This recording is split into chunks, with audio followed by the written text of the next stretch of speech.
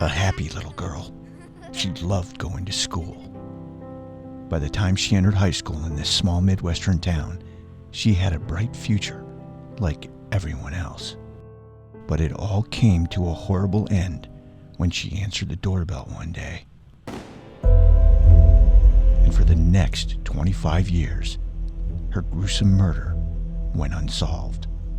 Teresa was the type of girl that was very friendly, outgoing, just a good 16-year-old girl that was enjoying life, enjoying school, having fun, and this animal came along and did this.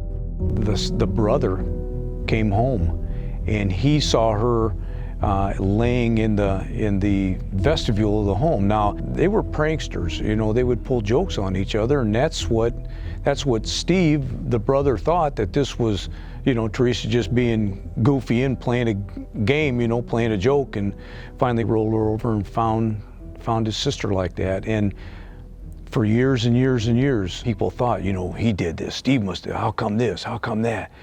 The poor guy just went through hell and did nothing more than, he was a victim in this also, just like the rest of his family. There was an extractor rod.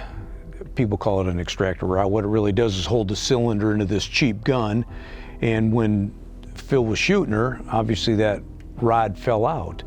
Well, the weapon was found within a pretty short period of time, you know, 88, 89.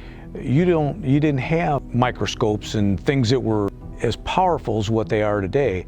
That was the gun, but there was not enough markings to be able to definitively say that's the weapon that killed her. It's not what you think, it's what you can prove. You know, they thought back then it was Phil Jeans, but they couldn't prove it. Teresa Burns and the psychopath who killed her.